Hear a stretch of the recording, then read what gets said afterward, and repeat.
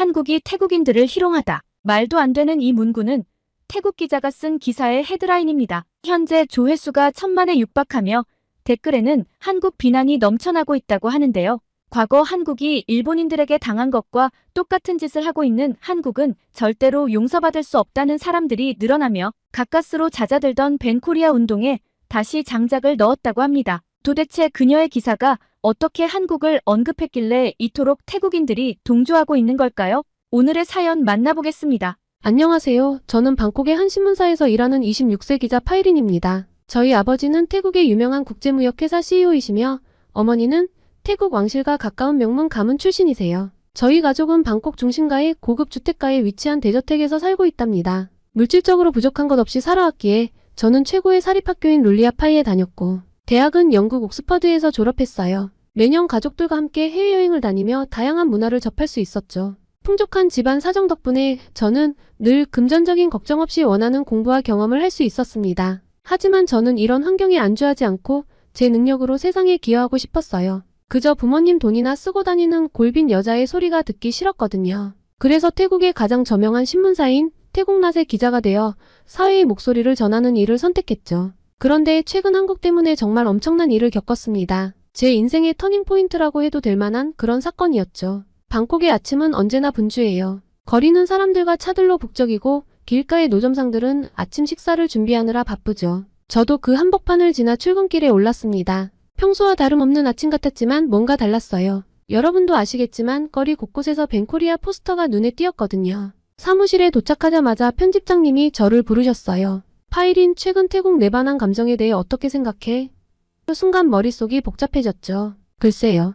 복잡한 문제 같아요. 태국인 추방이랑 한국 기업들의 태국 시장, 철수와 직원들의 대규모 해고 소식이 전해지면서 사람들의 감정이 격해졌어요. 편집장님은 고개를 끄덕이셨어요. 맞아. 이 문제에 대해 심층 취재를 해보는 게 어떻겠나. 현장의 목소리를 들어보고 싶어. 저는 망설임 없이 수락했습니다. 제 동생 아티차이가 한국의 대학교에서 유학 중이거든요. 네, 알겠습니다. 최선을 다해 취재하겠습니다. 그렇게 제가 첫 번째로 찾아간 곳은 한국 기업이 운영하는 공장 근처였어요. 그곳에서 일하는 노동자들을 만나 이야기를 들어보고 싶었거든요. 공장 앞에 도착하자 10여 명의 노동자들이 모여 있었는데 그들의 표정은 불안해 보였죠. 안녕하세요. 저는 태국낫 기자 파이린입니다. 현재 상황에 대해 어떻게 생각하시나요?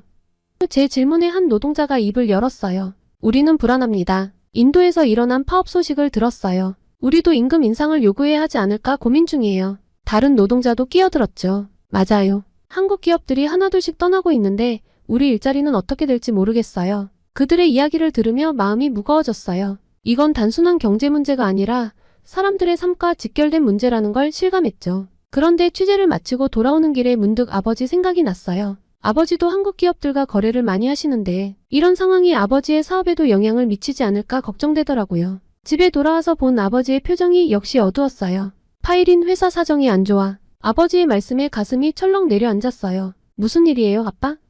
아버지는 한숨을 쉬셨어요. 한국 기업들과의 거래가 줄어들면서 회사 매출이 급감했어. 이대로 가다간 직원들 월급도 주기 힘들 거야. 그 순간 제가 취재했던 노동자들의 얼굴이 떠올랐어요. 그들도 우리 가족도 모두가 이 상황의 피해자라는 생각이 들었죠. 아빠, 제가 이 문제에 대해 취재 중이에요. 어떻게든 해결책을 찾아볼게요. 제 말에 아버지는 쓴웃음을 지으셨어요. 고맙다, 파이린. 하지만 이건 그리 간단한 문제가 아니야. 다음날 저는 더 열심히 취재에 임했어요. 한국 기업 관계자들도 만나보고 경제 전문가들의 의견도 들어봤죠. 모두가 입을 모아 이야기했어요. 이건 단순히 한국과의 문제가 아니라 글로벌 경제의 연쇄 반응이라고요. 한 전문가는 이렇게 말했어요. 벤코리아 운동은 표면적인 현상일 뿐입니다. 더 깊은 곳에는 경제적 불평등, 문화적 차이, 그리고 상호 이해의 부족이 자리 잡고 있죠. 취재를 마치고 기사를 쓰면서 많은 생각이 들었어요. 이 상황을 어떻게 해결할 수 있을까? 양국 간의 이해를 높이고 협력을 강화하는 방법은 없을까? 그리고 무엇보다 이 상황으로 인해 고통받는 사람들을 어떻게 도울 수 있을까? 저는 기사를 마무리하고 편집장님께 제출했어요. 편집장님은 기사를 찬찬히 읽어보시고 말씀하셨죠. 좋은 기사야, 파이린. 하지만 이건 시작에 불과해. 이 문제는 앞으로도 계속 지켜봐야 할 거야. 저는 고개를 끄덕였어요. 네, 알겠습니다. 계속해서 취재하고 보도하겠습니다. 퇴근길에 주변을 둘러보니 거리의 벤코리아 포스터들이 더욱 선명하게 보였어요. 이제 그 포스터들이 단순한 종이가 아니라 수많은 사람들의 삶과 연결되어 있다는 걸 알게 됐으니까요. 무거운 발걸음으로 집에 도착했는데 제 동생 아티차이에게서 전화가 왔어요. 누나, 나 정말 한국에서 계속 공부하고 싶어. 어떻게 안 될까? 아티차이의 목소리에서 절박함이 느껴졌죠. 아티차이야, 지금은 상황이 많이 어려워. 조금만 기다려줘. 전화를 끊고 나니 마음이 더 무거워졌어요. 그리고 이날은 한국 기업에서 일하는 태국 노동자들과의 인터뷰가 예정되어 있던 날이었어요. 출근길에 커피를 사면서 신문 가판대를 지나쳤는데 벤코리아 관련 기사가 일면을 장식하고 있더라고요. 이 문제가 얼마나 심각하게 지속되고 있는지 다시 한번 실감했죠. 전 회사에 도착해서 바로 인터뷰 장소로 향했어요. 그곳에서 만난 노동자들의 표정은 복잡해 보였는데 한 노동자가 말을 꺼냈죠. 우리도 처음엔 벤코리아 운동에 동참하려고 했어요. 하지만 곰곰이 생각해보니 그게 과연 옳은 일인지 모르겠더라고요. 우리 일자리도 위험해질 수 있잖아요. 이어서 다른 노동자도 의견을 덧붙이더라고요. 맞아요. 한국 기업들이 철수하면 우리는 어디서 일하나요? 임금 인상을 요구하고 싶지만 그러다 회사가 문을 닫으면 어쩌죠? 그들의 말을 들으며 이 문제가 얼마나 복잡하고 미묘한지 다시 한번 깨달았어요. 노동자들의 불안과 걱정, 그리고 그들이 처한 딜레마를 어떻게 하면 잘 전달할 수 있을지 고민했죠. 기사를 쓰면서 문득 든 생각이 있었어요. 이 문제의 해결책은 어쩌면 우리 모두의 이해와 협력에서 시작될 수 있지 않을까? 그날 저녁 저는 집에 돌아와 가족들과 이야기를 나눴어요. 아버지는 여전히 걱정스러운 표정이었죠. 파일인 내 기사 읽었다. 잘 썼더구나. 하지만 이 상황이 쉽게 해결될 것 같진 않아. 어머니는 한숨을 쉬셨어요. 하지만 저는 포기하지 않고 말했죠. 제가 기자로서 할 수 있는 일이 있을 거예요. 양국의 상황을 객관적으로 보도하고 서로를 이해할 수 있는 기회를 만들어 보겠습니다. 그런데 갑자기 스마트폰에 알림이 왔어요. 태국 최대 뉴스 앱에서 보낸 속보였는데 이상하게 보기 전부터 긴장이 됐어요. 한국 대기업 태국 시장 철수 선언, 수천 명 실직 위기. 이럴 수가. 순간 머리가 멍해졌어요. 얼마 전부터 이런 소문이 돌긴 했지만 설마 정말일 거라고는 생각하지 않았거든요. 서둘러 뉴스를 확인해보니 상황은 생각보다 더 심각해 보였어요. 여러 한국 대기업들이 동시에 태국 시장 철수를 선언했고 이로 인해 수많은 태국인 직원들이 일자리를 잃게 될 상황이라고 하더라고요. 다음날 출근을 할 때 둘러본 주변은 분위기가 심상치 않았어요. 거리 사람들의 표정이 어둡고 여기저기서 흥분한 목소리가 들려왔죠. 버스 안에서도 승객들이 이 소식에 대해 열띤 토론을 하고 있었어요. 어떻게 이럴 수가 있지? 우리를 무시하는 거야. 이제 어떻게 살아가야 하나? 회사에 도착하자마자 편집장님이 저를 불렀어요. 파일인 큰일 났어. 한국 기업들의 태국 시장 철수로 인해 대규모 시위가 계획되고 있대. 지금 당장 현장으로 가서 취재해와. 저는 고개를 끄덕이고 바로 현장으로 향했죠. 시내 중심가에 도착하니 이미 수백 명의 사람들이 모여 있었어요. 그들은 한국 기업은 나가라. 우리의 일자리를 돌려달라. 와 같은 구호를 외치고 있었죠. 현수막에는 벤코리아라는 문구가 크게 적혀 있었어요. 이게 바로 벤코리아 운동의 시작이었던 거예요. 저는 곧바로 시위대 속으로 들어가 취재를 시작했어요. 한 시위 참가자가 말했죠. 우리는 몇 년 동안 한국 기업을 위해 열심히 일했어요. 그런데 이렇게 갑자기 우리를 버리다니 너무 비인간적이에요. 그리고 다른 참가자는 이렇게 말했어요. 이제 한국 제품은 절대 사지 않을 거예요. 우리 태국 제품으로 충분해요. 시위 현장을 취재하고 있는데 갑자기 한 무리의 사람들이 근처의 한국 제품 판매점으로 향하는 걸 봤어요. 갑자기 놀랄만한 광경이 벌어졌어요. 그들은 가게 유리창에 돌을 던지고 안에 있던 제품들을 거리로 끌어내 부수기 시작했죠. 경찰이 출동했지만 시위대의 규모가 너무 커서 통제가 쉽지 않아 보였어요. 이 광경을 보며 저는 가슴이 아팠어요. 분노는 이해하지만 이런 폭력적인 방식은 문제를 해결하는 데 도움이 되지 않을 거라고 생각했거든요. 하지만 저는 기자로서 객관적인 시각을 유지하려 노력했습니다. 취재를 마치고 사무실로 돌아와 기사를 쓰기 시작했어요. 벤코리아 운동 확산, 폭력 사태로 번져라는 제목으로 오늘 있었던 일들을 상세히 보도했죠. 기사를 쓰면서도 마음이 무거웠어요. 이 사태가 어디까지 번질지, 어떤 결과를 낳게 될지 걱정되더라고요. 기사를 제출하고 퇴근하려는데 편집장님이 다시 저를 불렀어요. 파일인 내 기사 잘 봤다. 하지만 이건 시작에 불과해. 앞으로 이 문제를 계속 취재해야 할 거야. 특히 한국 기업에서 일하는 태국 노동자들의 이야기에 집중해봐. 마음이 무거웠습니다. 저는 집으로 가는 길에 친구 수환과 통화했어요. 수환은 한국 기업에서 일하고 있었죠. 파일인 큰일 났어. 우리 회사도 곧 문을 닫는데 나는 이제 어떻게 해야 하지? 수환의 목소리에서 불안과 공포가 느껴져 저도 덩달아 심장이 철렁 내려앉았습니다. 수환 너무 걱정하지 마. 만나서 이야기 좀 할까? 저는 곧바로 수환과 만나 이야기를 나눴어요. 수환이 눈물을 글썽이며 말했죠. 우리는 정말 열심히 일했어. 그런데 이렇게 갑자기 배신이라니. 나뿐만 아니라 많은 동료들이 큰 충격을 받았어. 이야기를 들으며 이번 사태가 개인의 삶에 얼마나 큰 영향을 미치는지 실감할 수 있어 착잡했습니다. 그날 오후 저는 한국 기업 관계자와 인터뷰를 했어요. 그는 아주 조심스럽게 말을 이어갔죠. 우리도 이런 결정을 내리고 싶지 않았습니다. 하지만 글로벌 경제 상황과 본사의 정책 변화로 인해 어쩔 수 없었어요. 우리는 최선을 다해 직원들을 지원하고 있습니다. 짧은 인터뷰를 마치고 나오는데 회사 앞에서 시위가 벌어지고 있더라고요. 노동자들이 모여 우리의 일자리를 지켜달라고 외치고 있었죠. 그들의 절박한 목소리를 들으며 이 문제가 얼마나 복잡하고 해결하기 어려운지 다시 한번 깨달았어요. 집에 돌아와 여전히 어두운 아버지의 얼굴을 마주했습니다. 파일인 우리 회사도 어려워지고 있어. 한국 기업들과의 거래가 대부분 끊겼거든. 아버지의 말씀에 뒤통수를 얻어맞은 듯한 충격이 전해졌어요. 아버지는 한숨을 쉬시더니 말씀을 이어가셨어요. 회사가 어려워졌다. 한국 기업들과의 거래가 대부분 끊겼거든. 이대로 가다간 직원들 월급도 주기 힘들 것 같아. 순간 머릿속이 하얘졌어요. 아버지의 회사가 어려워진다는 건 우리 가족에게 큰 타격이 될 거라는 걸 잘 알고 있었거든요. 그런데 더 충격적인 말씀이 이어졌어요. 아티차이는 더 이상 유학 비용을 감당하기 어려울 것 같아. 한국에서 돌아와야 할 것 같구나. 가슴이 정말 아팠어요. 동생이 한국 유학을 얼마나 꿈꿔왔는지, 그곳에서 얼마나 열심히 노력하고 있는지 잘 알고 있었거든요. 하지만 현실은 냉혹했죠. 벤코리아 운동의 여파로 아버지의 사업이 어려워지고 그 결과 아티차이의 꿈까지 무너지고 있었어요. 가족 모두가 무거운 침묵 속에 빠져들었죠. 저는 이 상황을 어떻게든 해결해야 한다는 생각이 들었어요. 아빠, 제가 뭔가 할 수 있는 일은 없을까요? 아버지는 고개를 저으셨어요.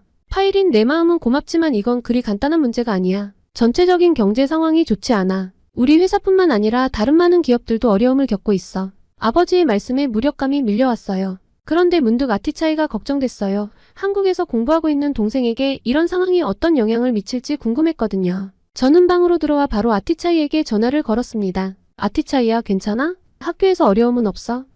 그런데 아티차이의 목소리가 떨리는 것 같았어요. 누나, 사실 좀 힘들어. 친구들이 갑자기 나를 조금씩 피하기 시작했어. 전처럼 대하는 게 아닌 것 같아. 가슴이 아팠어요. 이 상황이 동생의 학업에까지 영향을 미치고 있다는 사실에 화가 났죠. 아티차이야, 너무 걱정하지 마. 누나가 어떻게든 방법을 찾아볼게. 내가 계속 한국에서 공부할 수 있도록 최선을 다할게. 하지만 회사에서 또 다른 충격적인 소식을 듣게 됐어요. 한국의 대기업들이 태국에서의 사업을 더욱 축소하거나 완전히 철수하려는 움직임이 있다는 거였죠. 이대로라면 아버지의 회사는 물론이고 많은 태국 사람들의 일자리가 위험해지게 돼요. 이 사건에 대한 취재를 위해 저는 경제 전문가를 만났어요. 그는 이렇게 말했습니다. 이 상황은 단순히 한국과 태국의 문제가 아닙니다. 글로벌 경제의 변화, 각국의 정책 변화 등 복잡한 요인들이 얽혀 있어요. 하지만 분명한 건 이대로 가다간 양국 모두에게 손해라는 거죠. 전문가의 말을 들으며 생각했어요. 어떻게 하면 이 상황을 개선할 수 있을까? 양국 간의 이해를 높이고 협력을 강화하는 방법은 없을까? 그리고 무엇보다 이 상황으로 인해 고통받는 사람들을 어떻게 도울 수 있을까? 그런데 그때 문득 아이디어가 떠올랐어요. 양국의 시민들이 직접 소통할 수 있는 플랫폼을 만들면 어떨까? 서로의 문화와 상황을 이해하고 오해를 풀 수 있는 공간 말이에요. 이 아이디어를 내일 편집장님께 제안해봐야겠다고 생각했죠. 저는 다음날 사무실에 도착하자마자 편집장님을 찾아갔어요. 편집장님, 제안 드릴 게 있습니다. 한국과 태국 시민들이 직접 소통할 수 있는 온라인 플랫폼을 만들면 어떨까요? 서로를 이해하고 오해를 풀 수 있는 공간이 필요할 것 같아요. 편집장님은 잠시 생각에 잠기셨다가 말씀하셨어요. 좋은 아이디어야, 파일인. 과열되긴 딱 좋겠지만 쉽지 않을 거야. 지금 사람들의 감정이 격해져 있어서 말이야. 박 터지는 장이 될 거야. 저는 고개를 끄덕였지만 포기하고 싶지 않았어요. 그래도 시도해볼 가치가 있지 않을까요? 작은 변화라도 만들어낼 수 있다면 의미 있을 것 같아요. 편집장님은 잠시 고민하시더니 결정을 내리셨어요. 좋아, 한번 해보자. 하지만 조심해야 해. 이 상황을 더 악화시키지 않도록 주의해야 할 거야. 저는 기쁜 마음으로 고개를 끄덕였어요. 네, 알겠습니다. 최선을 다하겠습니다. 그날 오후 저는 온라인 플랫폼 구축을 위한 계획을 세우기 시작했어요. 어떤 내용을 담을지, 어떻게 사람들의 참여를 유도할지 고민했죠. 이 과정에서 저는 한국에서 공부하고 있는 태국 유학생들과 태국에서 일하고 있는 한국인들의 이야기를 들어보기로 했어요. 첫 번째로 접촉한 사람은 한국에서 3년째 공부 중인 태국 유학생 수파콘이었어요. 영상회의에서 그는 이렇게 말했죠. 처음엔 정말 힘들었어요. 언어 장벽도 있었고 문화 차이도 컸죠. 하지만 시간이 지나면서 한국 친구들도 생기고 한국 문화를 이해하게 됐어요. 지금은 양국을 모두 사랑해요. 다음으로 만난 사람은 태국에서 5년째 일하고 있는 한국인 회사원 김민수 씨였어요. 태국 사람들의 따뜻함과 친절함에 반해서 여기서 계속 살고 싶어요. 물론 가끔은 문화 차이 때문에 어려움을 겪기도 하지만 그건 극복할 수 있는 문제라고 생각해요. 그들의 이야기를 들으며 희망이 생겼어요. 서로를 이해하고 존중한다면 우리는 이 위기를 극복할 수 있을 거예요.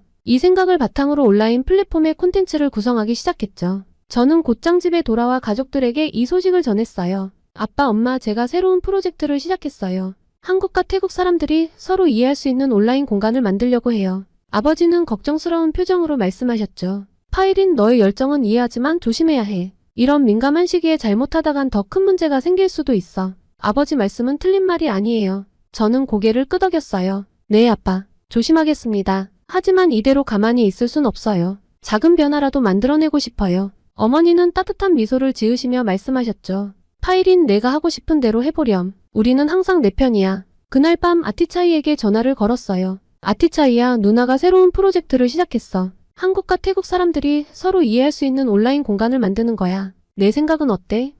아티차이의 목소리가 조금 밝아진 것 같았어요. 정말? 누나, 그거 정말 좋은 생각 같아. 제가 사이트 생기면 나도 꼭 알려줘. 그렇게 제가 제안한 온라인 플랫폼 태국 한국 브릿지가 오픈되었습니다. 주변 전문가들과 함께 협력해 탄생시켰죠. 과연 사람들의 반응이 어떨지, 이 플랫폼이 정말 도움이 될 수 있을지 긴장되면서도 기대됐어요. 출근길에 오르며 곰곰이 생각했어요. 이 플랫폼이 성공하면 아티차이의 유학 문제도 해결할 수 있지 않을까? 하지만 동시에 불안감도 밀려왔죠. 만약 실패하면 어쩌지? 상황을 더 악화시키면 어떡하지? 사무실에 도착하자마자 컴퓨터를 켰어요. 플랫폼에 첫 게시물을 올렸죠. 안녕하세요, 여러분. 이곳은 태국과 한국 사람들이 서로를 이해하고 소통할 수 있는 공간입니다. 여러분의 이야기를 들려주세요. 잠시 후 첫 댓글이 달렸어요. 한국에서 온 유학생이었죠. 저는 태국에서 공부하고 있는 한국 학생입니다. 최근 상황 때문에 학교에서 따돌림을 당하고 있어요. 어떻게 해야 할까요? 그 댓글을 읽는 순간 가슴이 아팠어요. 아티차이가 겪고 있는 일과 너무나 비슷했거든요. 댓글을 달았어요. 정말 힘든 상황이군요. 하지만 포기하지 마세요. 우리가 함께 이 어려움을 극복할 수 있을 거예요. 그리고 얼마 지나지 않아 태국 학생들의 응원 댓글이 이어졌어요. 우리가 도와줄게요. 함께 힘을 모아요. 이런 반응을 보며 희망이 생겼어요. 점심시간 편집장님이 저를 부르셨어요. 파일인, 내 플랫폼 잘 보고 있어. 좋은 시도야. 하지만 조심해야 해. 민감한 주제들이 많이 올라올 텐데 어떻게 관리할 건지 잘 생각해봐. 저는 고개를 끄덕였어요. 네, 알겠습니다. 최선을 다해 중립적인 입장을 유지하면서 소통을 도모하겠습니다. 긴장이 됐지만 저는 책임감과 사명감을 가지고 있었어요. 그리고 기사를 쓰기 시작했어요. 한국 기업과 태국 노동자, 서로의 입장 들어보기라는 제목으로 오늘 들은 이야기들을 정리했죠. 기사를 쓰면서 생각했어요. 어떻게 하면 양측의 입장을 공정하게 전달할 수 있을까? 어떻게 하면 해결책을 찾는 데 도움이 될 수 있을까? 집에 도착하자 아버지가 기다리고 계셨어요. 파일인, 내 플랫폼 봤다. 정말 대단해. 하지만 걱정되는 건 사실이야. 아버지의 눈에서 걱정과 자부심이 동시에 보였어요. 내가 이 일을 하면서 위험해지진 않을까 걱정돼. 저는 아버지를 안심시켰어요. 아빠, 걱정 마세요. 저는 그저 사람들이 서로 이해할 수 있는 공간을 만들고 싶을 뿐이에요. 폭력이나 극단적인 행동을 조장하지 않을 거고 오히려 갈등을 풀어나가는 곳이 될 거예요. 저녁 식사 후 아티차이에게 전화를 걸었어요. 아티차이야, 오늘은 어땠어?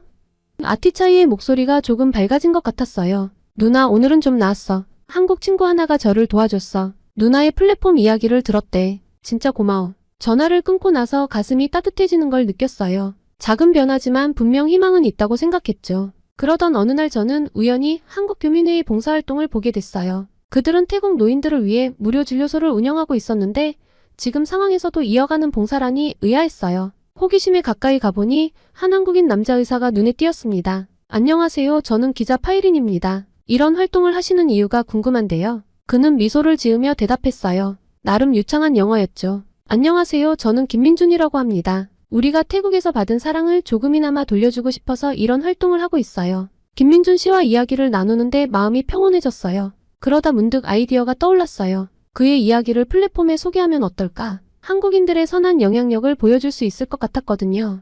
김 선생님, 혹시 저희 온라인 플랫폼에 인터뷰를 해주실 수 있을까요? 선생님의 이야기가 양국관계 개선에 도움이 될 것 같아요. 김민준 씨는 기꺼이 동의해 주셨습니다. 사무실에 도착해서 바로 김민준 씨의 인터뷰 기사를 작성했어요. 한국인 의사, 태국에서 사랑을 나누다라는 제목으로 그의 봉사활동과 태국에 대한 애정을 소개했죠. 이 기사를 플랫폼에 올리자 많은 사람들이 긍정적인 반응을 보였어요. 이런 분들이 계시다니 감동이에요. 우리도 한국인들에게 더 따뜻하게 대해야겠어요. 이런 댓글들을 보며 조금이라도 서로의 마음이 통한 것 같아 기뻤어요. 그리고 전 앞으로 양국의 청년들이 직접 만나 대화를 나눌 수 있는 오프라인 행사도 계획하고 있었고요. 그날 저녁 집에 돌아와 보니 아버지가 TV 앞에서 한숨을 쉬고 계셨어요. 뉴스에서는 한국 기업의 추가 철수 소식이 나오고 있었죠. 파일인 이대로 가다간 우리 회사도 버티기 힘들 것 같아. 아버지의 말씀에 가슴이 아팠어요. 하지만 저는 희망을 놓지 않았어요. 아빠 걱정 마세요. 제 플랫폼을 통해 조금씩 변화가 일어나고 있어요. 물론 이거 하나로 당장 해결되는 건 없겠죠.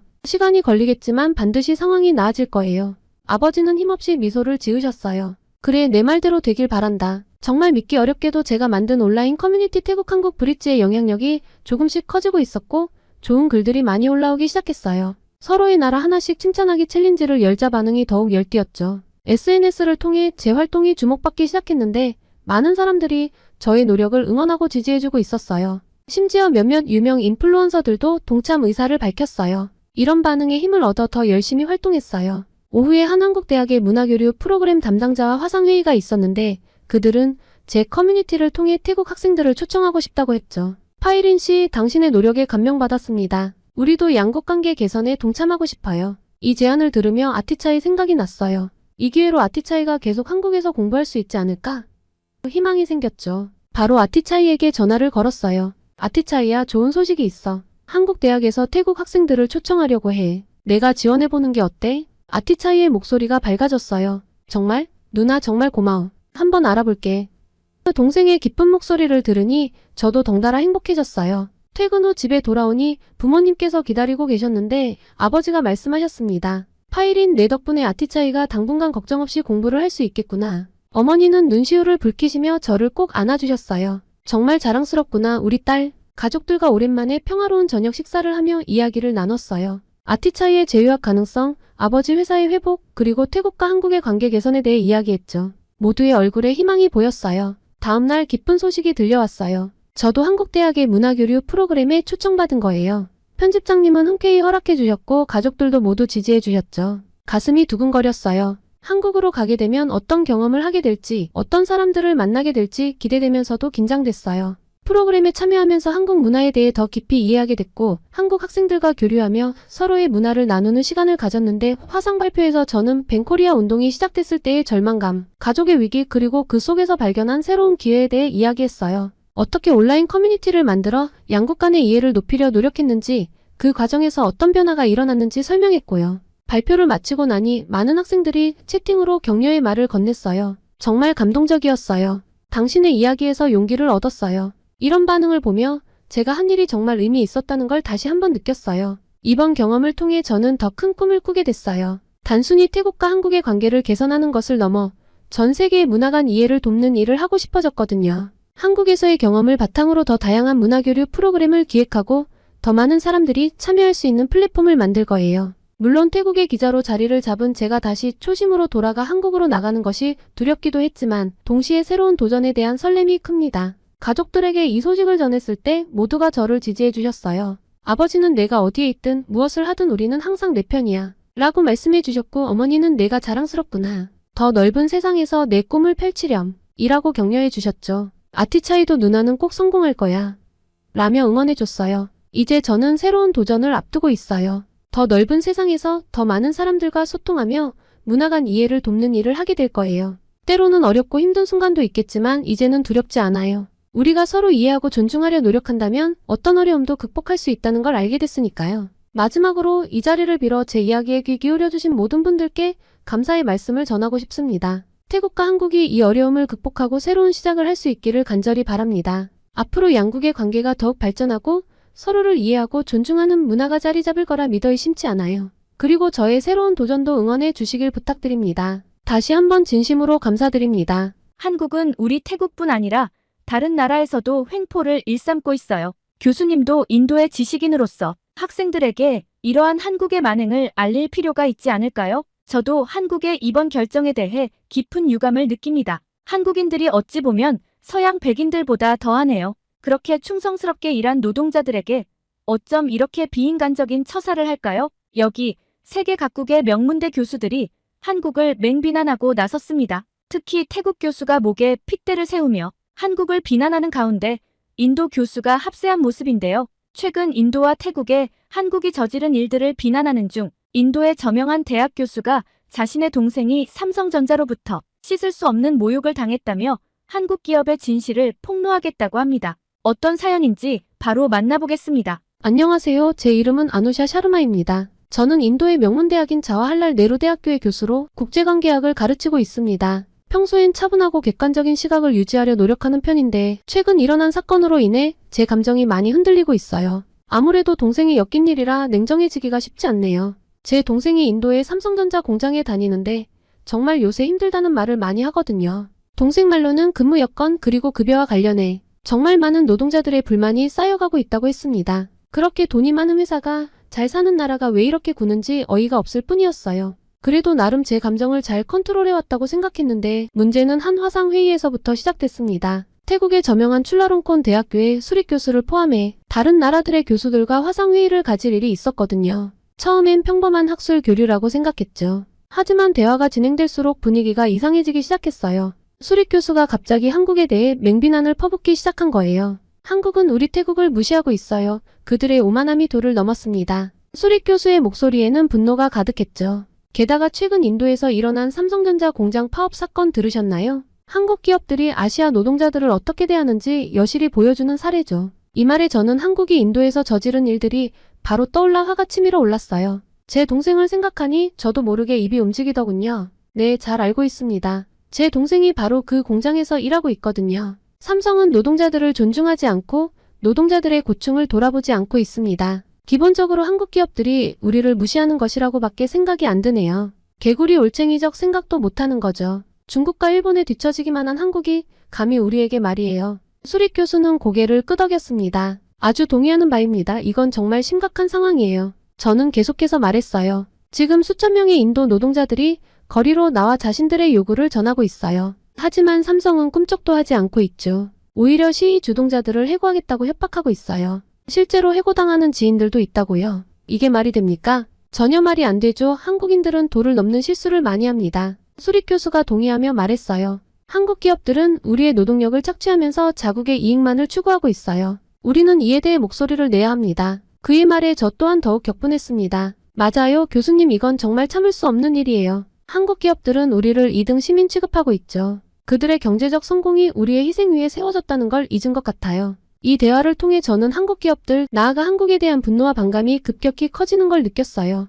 그동안 무심코 넘겼던 일들이 새롭게 보이기 시작했죠. 한국 드라마에서 보이는 과도한 소비 문화, K-팝 아이돌들의 완벽주의 같은 모든 게 우리의 현실을 무시한 채 허영심만 부추기는 것처럼 느껴졌어요. 아니, 사실입니다. 우리가 무언가 해야 해요. 제가 말했습니다. 이대로 가만히 있을 순 없어요. 우리의 권리, 우리의 존엄성을 위해 싸워야 합니다. 회의 후 며칠 동안 이 생각들을 정리하면서 제 안에 한국에 대한 부정적인 감정이 자라나고 있다는 걸 느꼈습니다. 특히 한국 기업들의 행태가 마음에 들지 않았어요. 그들이 우리나라의 노동력을 착취하고 있다는 생각에 증오심이 피어났거든요. 이런 감정을 주체할 수 없어서 SNS와 유명 대학교 커뮤니티에 글을 올리기 시작했습니다. 한국 기업들의 횡포를 더 이상 참을 수 없습니다. 그들은 우리의 문화와 노동력을 존중해야 해요. 한국인들은 이를 철저히 무시하며 우리를 배척하고 있어요. 이런 식의 글들이었죠. 처음엔 조심스럽게 시작했는데 점점 더 강한 어조로 바뀌어 갔어요. 제 글에 역시 많은 사람들이 공감했습니다. 댓글과 공유가 늘어나면서 글의 영향력이 커져가는 걸 느꼈어요.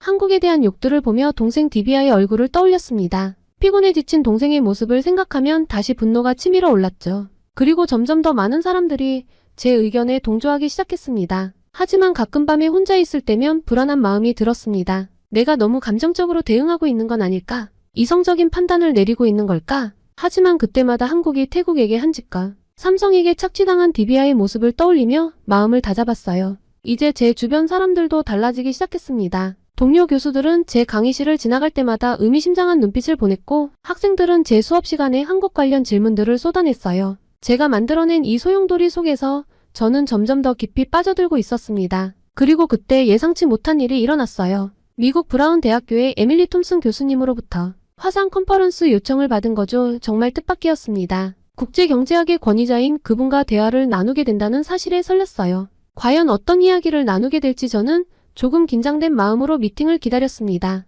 화상회의가 시작되고 에밀리 교수님은 의외의 말을 꺼냈어요. 아누샤 교수님, 최근 인도에서 일어나고 있는 한국 기업들에 대한 반대 운동에 대해 어떻게 생각하세요? 교수님이 제 글을 본 게 확실했습니다. 저는 망설임 없이 대답했죠. 당연한 일이라고 봅니다. 한국 기업들은 인도 노동자들의 권리를 무시하고 있어요. 이건 정당한 항의라고 생각해요. 그러자 에밀리 교수님은 고개를 살짝 기울이며 말했어요. 흥미로운 관점이네요. 하지만 제가 본 자료들은 조금 다른 이야기를 하고 있어요. 삼성을 비롯한 한국 기업들이 인도 경제에 상당한 기여를 하고 있다는 거죠. 저는 놀라움을 감추지 못했어요. 무슨 말씀이세요? 그들은 우리를 착취하고 있어요. 에밀리 교수님은 차분히 설명을 이어갔습니다. 물론 모든 기업에는 개선의 여지가 있죠. 하지만 한국 기업들이 제공하는 일자리, 기술 이전 그리고 경제적 파급 효과를 고려해야 해요. 미국 기업들도 한국의 이런 점을 높이 평가하고 있어요. 예상 밖의 말들에 저는 혼란스러웠어요. 제가 알고 있던 것과는 너무나 다른 이야기였거든요. 하지만 노동자들의 처우는요? 그들의 요구사항은요? 에밀리 교수님은 부드럽게 미소 지었어요. 그 부분도 중요하죠. 하지만 우리는 전체적인 그림을 봐야 해요. 한국 기업들이 제공하는 임금은 대부분 인도 평균보다 높아요. 그리고 그들의 기술과 경영 방식은 인도 기업들에게도 좋은 모델이 되고 있죠. 에밀리 교수님은 계속해서 말을 이어갔습니다. 아누샤 교수님, 한국의 경제발전 모델은 전 세계적으로 주목받고 있어요. 특히 미국에서는 한국의 빠른 산업화와 기술 혁신을 높이 평가하고 있죠. 삼성, 현대, LG 같은 기업들은 이제 글로벌 리더로 인정받고 있어요. 그리고 구체적인 수치를 언급하기 시작했어요. 예를 들어 삼성전자는 지난해 글로벌 스마트폰 시장에서 21%의 점유율을 기록했어요. 이는 애플을 제치고 1위를 차지한 거죠. 애플이 어떤 기업인지 아시죠? 현대자동차는 미국 시장에서 품질 만족도 1위를 차지했고 LG전자는 프리미엄 가전 시장에서 급속도로 성장하고 있어요. 에밀리 교수님은 잠시 숨을 고르더니 계속했어요. 더 놀라운 건 한국의 R&D 투자예요. GDP 대비 연구개발 투자 비중이 4.8%로 세계 1위를 기록하고 있어요. 이는 미국의 3.1%보다도 훨씬 높은 수치죠. 이런 투자가 한국 기업들의 혁신을 이끌어내고 있는 거예요. 게다가 한국의 교육열도 대단해요. OECD 국가 중 대학 진학률이 70%로 최상위권이에요. 이런 높은 교육 수준이 한국의 기술 혁신과 경제 성장을 뒷받침하고 있죠. 저는 여전히 의구심이 들었어요. 그건 한국만의 결과죠. 그런 말씀을 갑자기 왜 하시는 거죠? 그리고 그게 인도 노동자들의 권리를 무시해도 된다는 뜻은 아니잖아요? 에밀리 교수님은 고개를 끄덕였어요. 물론이죠. 노동 문제는 중요해요. 하지만 삼성전자 인도 법인의 경우 현지 직원의 평균 연봉이 인도 제조업 평균의 1.9배에 달한다고 해요. 또한 다양한 복지 프로그램과 교육 기회를 제공하고 있죠. 우리는 균형 잡힌 시각으로 봐야 해요. 한국 기업들이 인도에 투자하면서 얼마나 많은 일자리를 창출했는지 또 현지 협력업체들에게 어떤 기회를 제공했는지 반드시 생각해봐야 합니다. 삼성전자는 노이다 공장에 약 7억 달러를 투자해 세계 최대의 모바일 폰 생산 시설을 건설했어요. 이 공장 하나만으로 1만 5천 개의 직접 일자리가 창출됐죠. 현대자동차도 챈나이 공장에 10억 달러 이상을 투자해 연간 70만 대의 생산 능력을 갖추고 있어요. 이건 단순한 착취가 아니라 상호 이익을 위한 협력이라고요. 그녀의 말에 저는 잠시 할 말을 잃었어요. 사실 저는 한국 기업들의 영향력을 새롭게 인식하게 됐죠. 하지만 여전히 노동자들의 권리 문제가 마음에 걸렸습니다. 이런 제 생각을 읽기라도 한 듯 에밀리 교수님은 말을 이어갔어요. 한국의 경제발전 과정을 보면 그들도 우리와 비슷한 단계를 거쳤어요. 노사 갈등, 임금 문제 등을 겪으면서 발전해왔죠. 지금 인도가 겪고 있는 과정도 그 연장선상에 있다고 볼 수 있어요. 하지만 그들은 우리 문화를 존중하지 않아요. 저는 떨리는 목소리를 누르며 반박했어요. K-팝, K-드라마 같은 한국 문화들이 우리 전통 문화를 위협하고 있어요. 에밀리 교수님은 미소 지었어요. 문화적 교류는 양방향이에요. 한국 문화가 인도에 영향을 미치는 만큼 인도 문화도 한국에 영향을 미치고 있어요. 요가, 카레, 발리우드 영화 등이 한국에서 인기를 끌고 있다는 걸 아시나요? 이런 문화적 교류는 오히려 양국 관계를 더욱 풍요롭게 만들어주죠. 저는 깊은 생각에 빠졌어요. 에밀리 교수님의 말씀이 제 확신을 흔들어 놓았거든요. 그녀의 말은 틀린 게 없었습니다. 아누샤 교수님, 우리는 학자로서 항상 객관적인 시각을 가져야 해요. 감정에 휘둘리지 말고 사실에 기반한 판단을 해야 합니다. 에밀리 교수님의 이 말이 제 마음에 깊이 새겨졌어요. 회의가 끝나고 나서도 계속 머릿속에 맴돌았죠. 이런 구체적인 정보들을 들으니 제 생각이 조금씩 바뀌기 시작했어요. 한국 기업들이 단순히 인도를 착취하는 게 아니라 실제로 상당한 기여를 하고 있다는 걸 인정하지 않을 수 없었죠. 하지만 여전히 의문은 남아 있었어요. 이 모든 것이 사실이라면 왜 노동자들은 여전히 불만을 표출하고 있는 걸까요? 밤새 잠을 이루지 못했어요. 한편으론 여전히 분노가 남아 있었지만 다른 한편으론 죄책감과 혼란이 밀려왔죠. 제가 믿어왔던 것들이 모두 흔들리는 것 같았어요. 그때 갑자기 뉴스 알림이 울렸어요. 챈나이 삼성전자 공장 대규모 파업 발생. 제 마음속에 다시 한번 혼란이 찾아왔습니다. 상황은 급격히 악화되었어요. 챈나이의 삼성전자 공장에서 대규모 파업이 발생한 거예요. 뉴스를 통해 전해지는 영상은 충격적이었죠. 수천 명의 노동자들이 거리로 쏟아져 나와 구호를 외치고 있었습니다. 우리의 권리를 보장하라. 한국 기업은 인도를 떠나라. 그들의 목소리가 귓가에 울려 퍼졌어요. 파업의 요구사항을 들었을 때 저는 놀라지 않을 수 없었죠. 주 35시간 근무제 도입, 임금 2배 인상, 직원 사망 시 가족 고용 보장. 이 모든 게 과연 현실적인 요구일까요? 하지만 동시에 이런 요구가 나올 정도로 그들의 처우가 열악했던 걸까 하는 생각도 들었습니다. 더욱 충격적인 건 제 동생 디비아도 이 파업에 참여하고 있다는 사실이었어요. 전화로 동생의 목소리를 들었을 때 저는 가슴이 아팠습니다. 언니, 우리는 더 이상 참을 수 없어. 한국 사람들은 우리를 인간으로 대하지 않아. 우리는 그저 기계일 뿐이야. 디비아의 말에 제 마음속에서 분노가 치솟았지만 에밀리 교수님의 말씀이 머릿속을 스쳐 지나갔어요. 그리고 인도 내의 상황은 걷잡을 수 없이 악화되기 시작했어요. 첸나이 거리는 분노한 시위대로 가득 찼어요. 한국 기업은 나가라. 우리의 존엄성을 돌려달라. 는 구호가 하늘을 찔렀죠. 과격 시위대는 한국 국기를 찢어 불태우고 있었어요. 그들의 눈에서는 증오의 불꽃이 타오르고 있었죠. 한 무리의 젊은이들이 삼성 매장으로 달려갔습니다. 그들은 돌을 던지고 유리창을 부수기 시작했어요. 이게 우리의 대답이다. 라고 외치면서요. 현대자동차 대리점 앞에서는 더 충격적인 광경이 펼쳐졌습니다. 시위대가 전시된 차량을 뒤집어 엎고 있었죠. 한국 차는 필요 없다. 우리 차를 만들자. 라는 외침과 함께 말이에요. 그들은 망치로 차를 부수고 그 잔해를 거리에 흩뿌렸어요. LG전자 제품 매장은 이미 약탈의 흔적이 역력했어요. 깨진 TV와 냉장고들이 거리에 나뒹굴고 있었죠. 일부 시위대는 그것들을 망치로 부수고 있었어요. 이게 우리의 임금이다. 라고 외치면서 말이에요. 한 무리의 시위대가 한국 식당을 습격하는 장면은 정말 끔찍했습니다. 그들은 음식을 바닥에 내던지고 가구를 부수고 있었어요. 한국 음식은 독이다. 우리의 문화를 지키자. 라고 외치면서요. 한국인 주방장이 겁에 질린 채 뒷문으로 도망치는 모습이 보였습니다. 대학가에서는 학생들이 한국어 교재를 불태우고 있었어요. 우리는 한국어가 필요 없다. 우리의 언어로 충분하다. 라고 외치면서 말이에요. 한국어 강좌를 담당하던 교수님이 울면서 그들을 말리려 했지만 소용없었죠. 언론은 연일 한국 기업의 비인간적인 노동 착취를 비난하는 기사를 쏟아냈습니다. TV, 신문, 인터넷 어디를 봐도 한국을 비난하는 목소리뿐이었죠. 저는 이 모든 상황을 지켜보며 점점 더 혼란스러워졌어요. 한국 기업, 인도 노동자 인권 유린, 삼성전자 노조 활동 방해 의혹, 현대차 열악한 노동 환경 은폐. 이런 헤드라인들이 연일 쏟아져 나왔습니다. 제 주변 사람들의 반응도 극단적으로 변해갔어요. 대학 동료들은 한국 관련 강의를 보이콧하자고 제안했고 학생들은 한국 제품 불매 운동을 시작했죠. 심지어 제 부모님마저 한국 사람들은 우리를 존중하지 않는다며 분노하셨습니다. TV에서는 연일반한 감정을 부추기는 뉴스가 나왔어요. 한국의 경제 침략, 제2의 식민지배 이런 자극적인 표현들이 난무했죠. 심지어 일부 정치인들은 한국 기업 퇴출을 주장하기 시작했습니다. 그때 디비아에게서 전화가 왔어요. 언니, 큰일 났어. 회사에서 파업 주동자들을 해고하겠다고 협박하고 있어.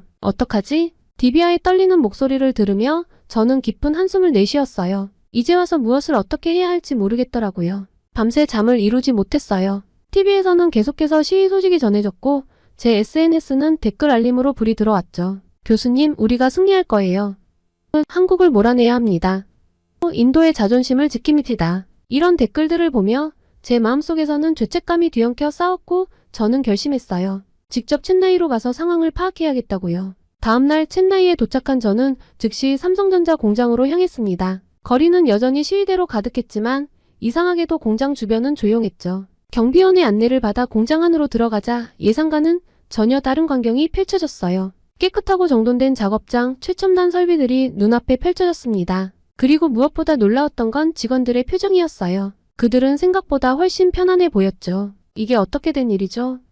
저는 공장장에게 물었습니다. 그는 미소를 지으며 대답했어요. 교수님, 우리가 어떻게 일하는지 직접 보셨으면 좋겠습니다. 삼성은 인도 직원들의 복지를 최우선으로 생각하고 있어요. 그의 안내를 받아 공장을 둘러보면서 저는 점점 더 혼란스러워졌습니다. 직원 휴게실은 넓고 쾌적했고 구내식당의 음식 품질도 훌륭해 보였죠. 심지어 직원들을 위한 의료시설까지 있었고요. 저희는 인도 평균보다 70% 높은 임금을 지급하고 있습니다. 공장장의 말에 저는 놀라지 않을 수 없었어요. 게다가 작년부터는 주 40시간 근무제를 시행하고 있죠. 물론 초과 근무 수당은 정상의 2배로 지급하고 있고요. 이 말을 듣는 순간 제 머릿속이 복잡해졌습니다. 이게 정말 사실일까요? 그렇다면 왜 노동자들은 파업을 했죠? 하지만 파업은요? 노동자들의 불만은 어디서 온 걸까요? 제가 물었습니다. 공장장은 잠시 침묵했다가 말을 이었어요. 사실 최근 들어 이상한 소문들이 퍼지기 시작했습니다. 우리가 노동자들을 착취한다는 거짓 정보가 SNS를 통해 빠르게 퍼져나갔어요. 그리고 이상하게도 이 소문들의 출처를 추적해보니 대부분 중국과 연관이 있더라고요. 중국이요? 저는 깜짝 놀랐습니다. 무슨 뜻이죠? 아시다시피 중국 기업들이 인도 시장에 진출하려고 노력하고 있잖아요. 특히 스마트폰 시장에서요. 삼성이 인도에서 철수하면 그들에게 큰 이익이 될 거예요. 이 말을 듣는 순간 제 머릿속에서 뭔가가 딱 하고 맞아떨어지는 느낌이 들었어요. 그동안 봤던 뉴스들, SNS의 선동글들 말이에요. 모두 누군가에 의해 조작되었을 가능성이 있었던 거죠. 그렇다면 노동자들의 요구사항은요. 주 35시간 근무제나 임금 2배 인상 같은 것들 말이에요. 공장장은 한숨을 쉬었어요. 그건 극소수의 과격분자들이 주장한 거예요. 대부분의 노동자들은 그런 비현실적인 요구를 하지 않았습니다. 오히려 많은 직원들이 현재의 근무 환경에 만족하고 있어요. 저는 점점 더 혼란스러워졌습니다. 제가 그동안 믿어왔던 것들이 모두 거짓일 수 있다는 생각에 머리가 어지러웠죠. 그럼 한국 기업들이 인도 경제에 미치는 영향은 어떤가요? 제가 물었어요. 공장장은 밝은 표정으로 대답했어요. 엄청납니다. 삼성전자만 해도 지난해 인도에서 110억 달러 이상의 매출을 올렸는걸요. 이는 인도 GDP의 0.3%에 해당하는 규모죠. 게다가 우리는 7만 명 이상의 인도인을 직접 고용하고 있고 간접적으로는 20만 개 이상의 일자리를 창출하고 있어요. 이 말을 듣는 순간 저는 그동안 제가 얼마나 편협한 시각을 가지고 있었는지 다시 한번 깨달았습니다. 에밀리 교수님이 그리고 한국이 옳았습니다. 한국 기업들이 인도 경제에 미치는 긍정적인 영향을 완전히 무시하고 있었던 거죠. 그리고 우리는 단순히 돈을 버는 것에 그치지 않아요. 공장장이 계속해서 말했습니다. 삼성은 메이드 인 인디아 정책에 적극 동참하고 있습니다. 우리는 인도에서 생산한 제품을 전 세계로 수출하고 있어요. 이는 인도의 제조업 발전에 큰 도움이 되고 있죠. 저는 깊은 생각에 빠졌습니다. 한국 기업들, 특히 삼성이 인도에 미치는 영향이 생각보다 훨씬 크고 긍정적이라는 사실에 놀랐어요. 그리고 우리는 기술 이전에도 큰 노력을 기울이고 있어요. 공장장이 덧붙였습니다. 매년 수천 명의 인도 엔지니어들을 한국으로 보내 교육을 시키고 있죠. 이들이 배운 첨단 기술은 결국 인도의 기술 발전에 큰 도움이 될 거예요. 이 말을 듣는 순간 저는 한국과 인도의 관계를 새롭게 바라보게 되었습니다. 단순한 경제적 이해관계를 넘어 양국이 서로 발전할 수 있는 윈마이너스인 관계라는 걸 깨달았죠. 하지만 여전히 의문이 남아 있었어요. 그렇다면 왜 이런 사실들이 제대로 알려지지 않은 걸까요? 공장장은 잠시 생각하더니 대답했습니다. 아마도 우리의 소통이 부족했던 것 같아요. 그리고 아까 말씀드린 것처럼 의도적으로 잘못된 정보를 퍼뜨리는 세력도 있었고요. 그의 말에 저는 고개를 끄덕였어요. 제가 그동안 얼마나 편향된 정보에 휘둘렸는지 깨달았거든요. 교수님, 우리는 인도를 단순한 시장이나 생산기지로 보지 않아요. 공장장이 진지한 표정으로 말했죠. 인도는 우리의 중요한 파트너예요. 우리는 함께 성장하고 발전하기를 원합니다. 이 말을 듣는 순간 제 마음속에서 무언가가 변하는 것을 느꼈습니다. 그동안의 분노와 불신이 점차 사라지고 새로운 이해와 존중의 감정이 자리 잡기 시작했어요. 공장을 나오면서 저는 디비아에게 전화를 걸었습니다. 디비아, 내가 직접 공장에 다녀왔어. 우리가 알고 있던 것과는 많이 다른 것 같아. 디비아는 잠시 침묵하더니 말했어요. 사실 언니, 나도 최근에 이상한 점을 느꼈어. 누군가가 의도적으로 우리를 선동하고 있는 것 같아. 이 말을 듣고 저는 깜짝 놀랐습니다. 무슨 뜻이야? 파업을 주도하는 사람들 중에 낯선 얼굴들이 많아졌어. 그리고 그들이 퍼뜨리는 소문들도 점점 더 과장되고 있어. 저는 깊은 한숨을 내쉬었어요. 이제야 모든 것이 이해가 되기 시작했죠. 우리는 모두 누군가의 계략에 노란한 것일지도 모른다는 생각이 들었습니다. 디비아, 우리가 잘못 알고 있던 게 많은 것 같아. 한국 기업들, 특히 삼성이 우리 경제에 미치는 영향이 생각보다 훨씬 더 긍정적이야. 제 말에 디비아도 동의했어요. 맞아, 언니, 나도 최근에 그런 생각을 하고 있었어. 우리가 너무 성급하게 판단한 것 같아. 이제 저는 무엇을 해야 할지 알았습니다. 진실을 알려야 했죠. 하지만 그게 쉽지 않을 거라는 것도 잘 알고 있었어요. 이미 퍼진 오해와 분노를 어떻게 잠재울 수 있을까요? 그리고 배후에 있는 중국의 영향력은 어떻게 대처해야 할까요? 이 모든 생각들이 제 머릿속을 스쳐 지나갔습니다. 하지만 한 가지는 확실했어요. 이제 더 이상 침묵할 수 없다는 것. 진실을 알리는 것이 제 책임이라는 걸 깨달았습니다. 그래야만 한국과 인도 사이의 오해를 풀고 양국이 함께 발전할 수 있는 길을 열 수 있을 테니까요. 첸나이에서 돌아온 후 저는 마음속에서 일어나는 혼란을 진정시키려 노력했습니다. 진실을 알게 된 이상 이를 다른 사람들에게도 알려야 한다는 강한 사명감이 들었죠. 하지만 동시에 두려움도 컸어요. 제가 그동안 주장해온 것과는 정반대의 이야기를 하게 될 테니까요. 떨리는 손으로 SNS에 글을 올렸어요. 여러분, 제가 그동안 잘못 알고 있었습니다. 한국 기업들, 특히 삼성전자가 우리 인도 경제에 미치는 영향은 생각보다 훨씬 긍정적입니다. 글을 올리자마자 역시나 댓글이 폭주했죠. 교수님이 배신자가 되셨군요. 한국 기업에 매수당한 거 아니에요? 당신을 믿었는데 실망입니다. 이런 반응들을 보며 가슴이 아팠지만 진실을 알리는 것이 제 의무라고 생각했어요. 대학에서도 상황은 마찬가지였습니다. 동료 교수들은 저를 의아한 눈으로 바라봤고 일부 학생들은 노골적으로 적대감을 드러냈죠. 아누샤, 당신이 왜 갑자기 한국 편을 드는 거요? 한 동료가 물었을 때 저는 깊은 한숨을 내쉬었어요. 진실은 우리가 생각했던 것과 달라요. 한국 기업들이 인도 경제에 미치는 긍정적인 영향을 무시할 수 없어요. 제 말에 대부분이 고개를 저었지만 저는 포기하지 않았습니다. 밤늦게까지 자료를 찾아보며 논문을 썼어요. 한국-인도 경제협력의 실체라는 제목의 이 논문에서 저는 한국 기업들의 투자 규모, 일자리 창출 효과, 기술 이전 등을 상세히 다뤘죠. 삼성전자가 7만 명 이상의 인도인을 직접 고용하고 있다는 사실, 현대자동차의 챈나이 공장이 지역 경제에 미치는 영향 등을 구체적인 수치와 함께 제시했어요. 하지만 이 논문을 발표하는 과정은 험난했습니다. 학회에서 발표할 때 한 교수가 저를 향해 소리쳤죠. 당신은 한국 기업들의 대변인이 된 겁니까? 그 순간 저는 눈물을 참으며 대답했어요. 아닙니다. 저는 단지 진실을 말하고 있을 뿐입니다. 미디어의 관심도 뜨거웠습니다. 일부 언론은 저를 매국노로 낙인 찍었고 다른 언론들은 제 주장에 관심을 보이기 시작했죠. TV 토론에 나갔을 때 진행자가 물었어요. 한국 기업들이 정말 인도에 도움이 된다고 생각하십니까? 저는 떨리는 목소리로 대답했습니다. 네, 그렇습니다. 한국의 투자는 우리 GDP의 상당 부분을 차지하고 있어요. 그들의 기술이 우리 산업을 발전시키고 있고 수많은 일자리를 만들어내고 있습니다. 이런 발언들로 인해 저를 향한 위협은 더욱 심해졌어요. 익명의 협박 전화가 오기 시작했고 심지어 제 연구실 문에 매국노라는 낙서가 새겨지기도 했죠. 밤에 혼자 걸어갈 때면 누군가 뒤따라오는 것 같아 두려웠어요. 하지만 동시에 조금씩 변화의 조짐도 보였습니다. 몇몇 학생들이 조용히 저를 찾아와 말했어요. 교수님, 저희가 직접 조사해봤는데 교수님 말씀이 맞는 것 같아요. 이런 반응들이 저에게 힘이 되었어요. 그럼에도 불구하고 상황은 여전히 힘들긴 했습니다. 매일 밤 제가 하는 일이 과연 옳은 것인지 고민했죠. 때로는 모든 것을 포기하고 싶다는 생각도 들었어요. 하지만 그때마다 챈나이에서 본 광경들 그리고 진실을 알려야 한다는 사명감이 저를 다시 일으켜 세웠습니다. 이 모든 혼란 속에서 저는 계속해서 진실을 알리기 위해 노력했어요. 한국과 인도가 서로를 이해하고 존중하며 함께 발전해 나갈 수 있다고 믿기 때문이에요. 비록 지금은 힘들지만 언젠가는 모두가 이 사실을 깨닫게 될 거라고 믿습니다. 사실 챈나이에서의 경험과 그 후의 노력에도 불구하고 우리의 상황은 여전히 긴장 상태에 있습니다. 삼성전자 공장의 파업은 계속되고 있고 노사 간 협상은 난항을 겪고 있어요. 매일 아침 뉴스를 볼 때마다 가슴이 답답해집니다. 우리는 한국 기업들의 투자가 인도 경제에 중요하다는 것을 알고 있습니다. 하지만 동시에 우리 노동자들의 권리도 보호해야 합니다. 이런 말을 들을 때마다 저도 어떤 입장을 취해야 할지 혼란스럽습니다. 그리고 한국 기업들은 인도 시장에서의 불확실성이 커짐에 따라 신규 투자를 보류하거나 심지어 철수를 고려하고 있다는 소문이 돌고 있어요. 삼성전자의 한 임원은 비공식적인 자리에서 이렇게 말했다고 합니다.